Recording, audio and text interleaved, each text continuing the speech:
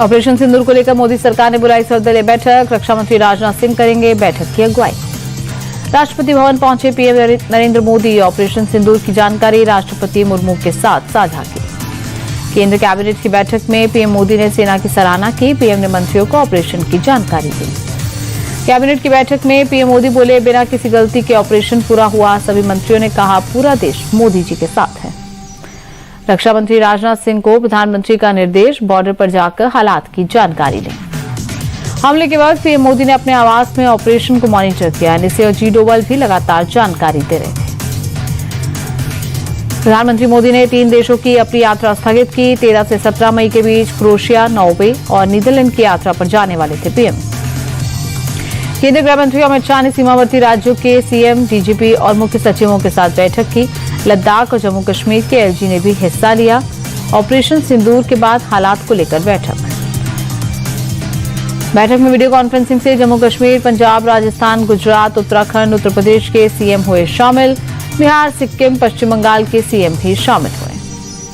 सेना और विदेश विभाग की ज्वाइंट प्रेस कॉन्फ्रेंस में कर्नल सोफिया कुरैशी बोली, रात 1:05 से 1:30 तक ऑपरेशन सिंदूर, न्याय के लिए ऑपरेशन सिंदूर। कर्नल सोफिया कुरैशी ने कहा, किसी भी सैन्य ठिकाने को निशाना नहीं बनाया गया। अब तक पाकिस्तान में किसी तरह की नागरिक क्षति की कोई खबर नहीं।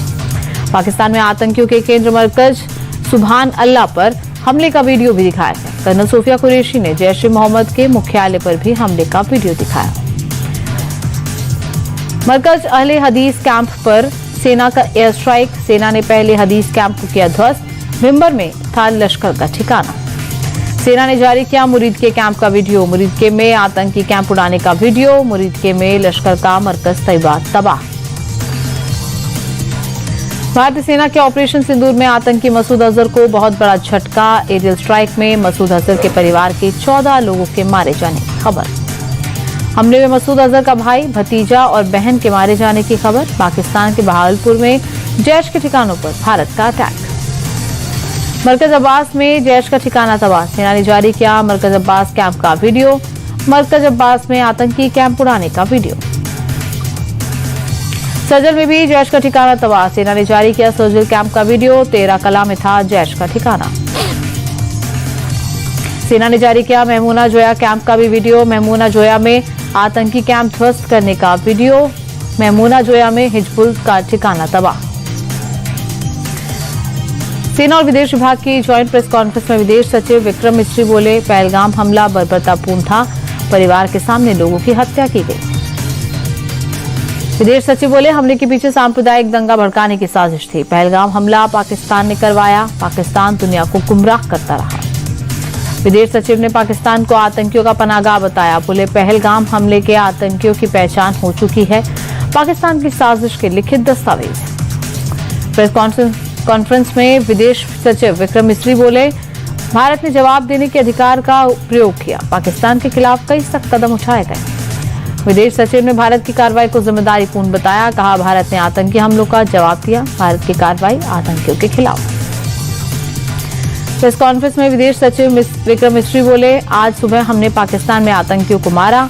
पहलगाम हमले के गुनाहगारों को सजा देना जरूरी। विदेश सचिव विक्रम मिस्री बोले, पाकिस्तान में मौजूद आतंकियों पर खुफिया जानकारी थी। हमने आतंकियों और उनके ढांचों पर हमला किया। भारत ने हमले का सटीक जवाब दिया।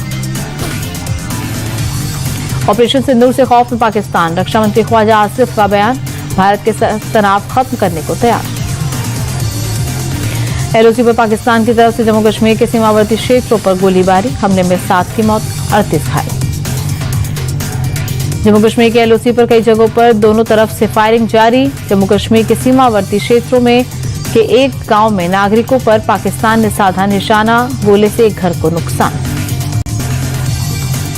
गृह मंत्री अमित शाह ने जम्मू कश्मीर के सीएम उमर अब्दुल्ला से बात की। अमित शाह लगातार एलजी और बीएसएफ के डीजी के संपर्क में।